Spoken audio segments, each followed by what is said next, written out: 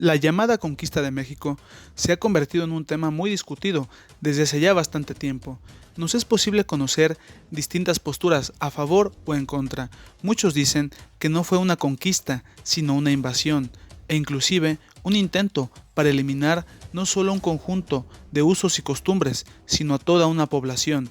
De igual manera, han surgido distintos malentendidos sobre la perspectiva de los españoles hacia los nativos, la actitud de los habitantes de la náhuac y de personajes como el emperador Moctezuma. Sin duda que es un tema que genera bastante controversia, ideas confusas, alteradas y se alimenta también de algunos mitos. Nuestra intención es aclarar algunas de esas ideas o bien ofrecer una distinta perspectiva sobre la temática, basándonos en información de autores de aquella época y contemporáneos, lo mismo que abordando diferentes posturas. De modo que, en esta ocasión, Gallo Sócrates te presenta datos y curiosidades de la conquista de México. Sabemos que un personaje clave de esta historia, ya sea para bien o para mal, es Hernán Cortés, a quien muchos consideran el padre de la nueva identidad, mientras que para otros no es sino un oportunista y colonizador frustrado que supo sacar ventaja de la situación en la que se vio envuelto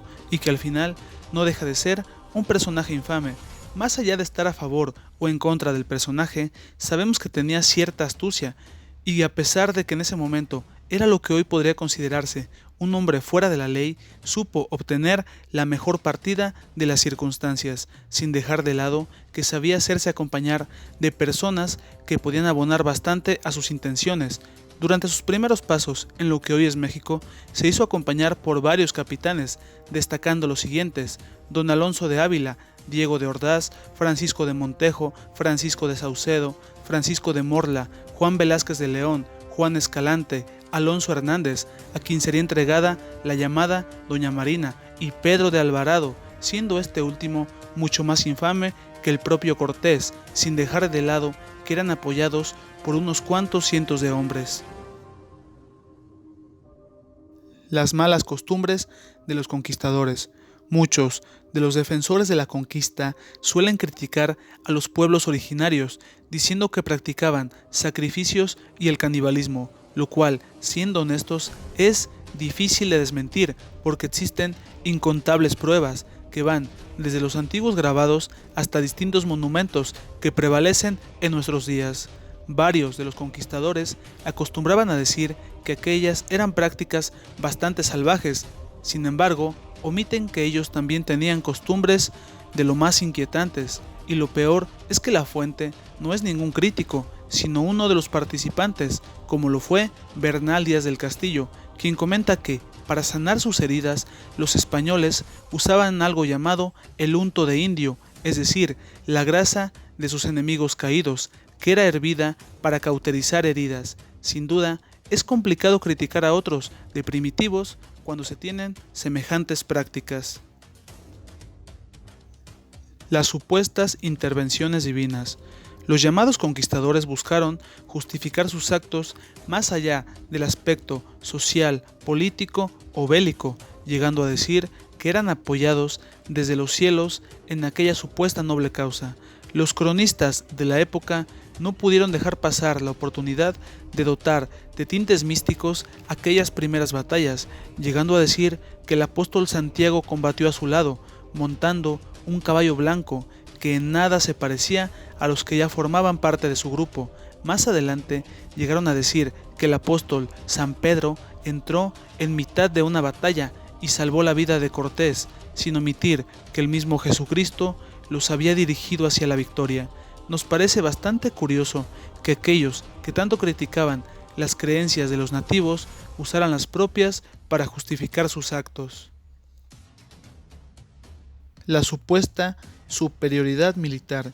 De las muchas cosas que suelen decirse sobre los conquistadores, nos es imposible omitir la supuesta superioridad en el arte de la milicia, y es que no es de extrañar que aquellas armas de los españoles fuesen algo desconocido para los lugareños, de modo que Cortés y los suyos dieron una muestra de la detonación de sus armas a los enviados de Moctezuma con la intención de intimidarlos y dejar en claro ese supuesto poder. Sin embargo, las armas en las que Cortés y su grupo se apoyaban no eran gran cosa para los habitantes de Europa. Se trataba en su mayoría de armas de mala calidad y casi pertenecientes al siglo anterior, de modo que, a los ojos de los europeos, aquello para nada podía considerarse poder militar. Al final, fueron las alianzas las que permitieron que la llamada conquista tuviese lugar.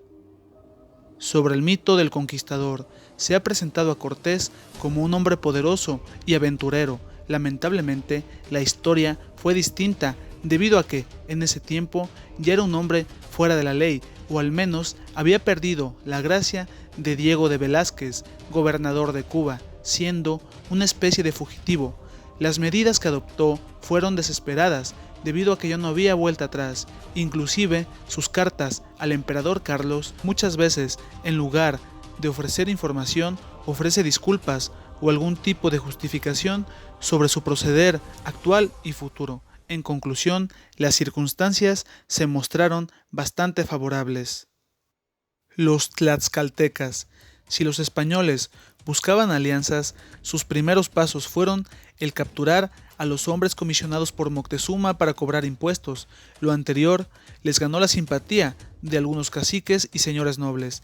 De las alianzas más notables, sin duda que tenemos la de los tlaxcaltecas. Se ha creído que de buenas a primeras, estos decidieron unirse a los españoles y encarar al imperio de Moctezuma, lo cual es una idea bastante simple, debido a que los tlaxcaltecas enfrentaron a los hombres de Cortés, logrando sitiarlos, y al verlos desesperados, su honor no les permitió que estos fuesen vencidos por el hambre, de modo que les enviaron alimento, incluyendo carne de ave y lo que hoy conocemos como tamales. Después de algún tiempo comenzó el diálogo, lo que llevó a las negociaciones, lo que dio lugar a que los principales señores de Tlaxcala aceptaran al emperador Carlos como soberano y la fe católica como suya. Y que no quede la menor duda, los tlaxcaltecas eran muy superiores a los castellanos. No pasó mucho para que las huestes de Cortés fueran apoyadas por más de 8,000 tlaxcaltecas, 2,000 totonacas y varios huejotzincas y otomíes. La actitud de Moctezuma. De los personajes que generan mayor controversia en esta historia, sin duda que uno de ellos es el señor Moctezuma. Muchos lo contemplan como un tirano, incluyendo a sus sirvientes, que tenían prohibido verlo a los ojos. Su mala fama creció entre los españoles debido a lo que de él hablaban sus aliados. El encuentro de Cortés y Moctezuma era contemplado como un suceso de gran tensión, de manera que generó un gran desconcierto la tibia actitud del emperador para con los llamados invasores. Les entregó distintos obsequios, esperando que simplemente se marcharan, lo que al final solo alimentó su codicia. No queda claro del todo el por qué no dio la orden de frenar su avance, sobre todo porque disponía de un gran poder militar. De las muchas teorías está la que menciona que el señor Moctezuma veía en Cortés a Quetzalcóatl, de modo que no tuvo más opción que tomar ciertas precauciones. Lamentablemente, al final no terminamos de entender el origen de esa actitud que tantos problemas habría de generar en poco tiempo. La participación de Pedro de Alvarado. De los españoles que acompañaban a Cortés tenemos de todo: aventureros, fugitivos de la ley, gente con formación militar, otros más con un nivel educativo y cultural superior al de sus compañeros, y gente que en verdad era infame, destacando a Pedro de Alvarado.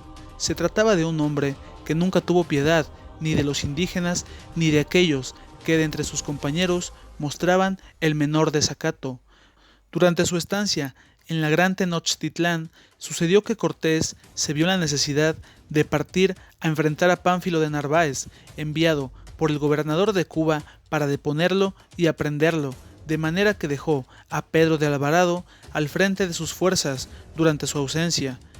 Esos días, Moctezuma informó al comisionado que llevarían a cabo la fiesta del mes de Tótzcatl. Sin más, sucedió que Pedro de Alvarado estuvo de acuerdo. Ya durante el festejo, sin el menor aviso, sucedió uno de los episodios más conocidos, en el que los españoles bloquearon las salidas y atacaron sin piedad a quienes festejaban, acabando con bastantes vidas durante aquella celebración.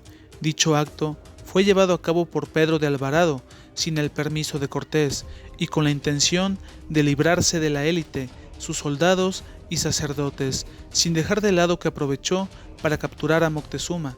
Su justificación fue una supuesta conspiración de los mexicas para poner fin a los españoles al final de la fiesta o durante la misma. Lo que Alvarado no sabía es que, durante aquellos sucesos, cometió una equivocación bastante grave, debido a que, ya teniendo a Moctezuma como prisionero, dejó libre a su hermano Cuitláhuac, quien poco después encabezaría la contraofensiva que daría lugar a la llamada Noche Triste. Del final de Moctezuma se cuentan varias versiones de la manera en la que la existencia de Moctezuma llegó a su fin. De las más comunes es que, durante su prisión, los pobladores se encontraban alterados y Moctezuma pidió permiso a sus captores para dirigirse a su gente, ocasionando que uno de los suyos le lanzara una piedra que le lastimó la cabeza, lo que al poco tiempo le generó malestares como fiebre y pérdida de apetito, ocasionando su deceso. Sin embargo, existen algunas variaciones en otras historias, llegando a señalar que los españoles habían acabado con su vida momentos antes y mostraron lo que quedaba de él a los súbditos, esperando apaciguarlos, ocasionando que nuevamente fuera golpeado por una piedra, aunque otras versiones indican que fue una flecha, mientras que otra versión señala que en ese tiempo ya se había designado a Cuitláhuac como nuevo señor, lo que ocasionó gran decepción en Moctezuma, quien, ante su fallo, se dejó vencer por el hambre. Sin importar las distintas versiones, la más aceptada es la primera, la supuesta Noche Triste. Sin Moctezuma en el poder, el cargo fue ocupado por Cuitláhuac y el contraataque tuvo lugar. Los españoles y sus aliados conocieron la cólera de los mexicas y vieron escandalizados cómo los castellanos eran bajados de los caballos por la fuerza y en el suelo se convertían en víctimas de los furiosos combatientes. La situación fue tan grave que el temerario Pedro de Alvarado terminó huyendo, dejando atrás a sus compañeros con tal de salvar su vida. Las pérdidas fueron considerables. Según distintas versiones, durante aquella noche cayeron más de 150 españoles y unos 2.000 aliados, mientras que otras fuentes, como Bernal Díaz del Castillo, mencionan que 850 españoles no lograron escapar y más de 1.200 indígenas tuvieron la misma suerte. Finalmente, López de Gómara señala que cerca de 500 españoles y más de 4.000 aliados dejaron este mundo durante la ofensiva encabezada por Cuitláhuac. Se cuenta que, al verse vencido, el imbatible Cortés lloró amargamente, dando lugar a la llamada Noche Triste, que para muchos debería ser llamada Noche Alegre. Sin importar la perspectiva, nos queda claro que aquella simplemente fue la noche de la huida. De los últimos momentos, son muchos los factores que dieron lugar a la caída de Tenochtitlán, incluyendo la estrategia de los españoles, quienes usaron algunas balsas para formar un sitio, las alianzas con los antiguos enemigos de Moctezuma, el apoyo de otros españoles, especialmente los que habían sido compañeros de Pánfilo de Narváez, y otros factores como la enfermedad y el hambre. La batalla terminó el día 13 de agosto de 1521, con la victoria de Cortés y sus aliados. Sucedió que, luego de que la vida de Cuitláhuac llegara a su fin, su sucesor, Cuauhtémoc, se acercó a Cortés y se dio por vencido, entregándose y pidiéndole al líder español que acabara con su vida, lo que sucedería algún tiempo después. De los varios mitos e ideas confusas, nos parece apropiado finalizar con algunos mitos y malentendidos. Se considera que el nombre de la Nueva España surgió durante los años en los que la colonia ya era un hecho. Sin embargo, en una carta fechada el 30 de octubre de 1520, es el propio Hernán Cortés quien dice que la náhuac es un lugar parecido a España, tanto en la fertilidad como en grandeza, de manera que su nombre debería ser la Nueva España del Mar Océano. De las muchas ideas que surgen de la llamada conquista está el creer que los españoles siempre vieron a los pueblos originarios como inferiores, lo que efectivamente sucedió en muchas ocasiones, mientras que otras, varios personajes como Bernal Díaz del Castillo o el propio Hernán Cortés los llaman valerosos, honorables y grandes combatientes. Seguramente la idea de la supuesta inferioridad es bastante posterior. Se ha creído igualmente que los mexicas no valoraban el oro, metal que era codiciado por los españoles. Sin embargo, tanto los mexicas como otros grupos, sin duda que se interesaban por dicho material, lo mismo que el jade, los peces, el cacao y las plumas de algunas aves. Después de agosto de 1521, muchos de los nobles siguieron ocupando sus cargos, mientras que otros nativos se convirtieron en caciques y vivieron en cierta igualdad con los españoles. Los problemas surgieron tiempo después, cuando fueron desplazados poco a poco en una sociedad desigual, que con el paso de los años sería conocida como la Nueva España. Finalmente, muchos hablan de una conquista y otros de una invasión. Al final, es posible que ambas posturas sean parte de una sola idea, debido a que las conquistas normalmente se dan luego de una intervención militar o, en palabras mayores, luego de una invasión, sobre todo porque es extraño que un pueblo se entregue sin combatir, de modo que se habla de una invasión apoyada por varias alianzas, lo que derivó en una conquista que trajo consigo la alteración de la forma de vida y costumbres hegemónicas de aquella época. De ese modo, llegamos al final de este video. Si te gustó, danos un like y suscríbete para más trabajos. Gracias.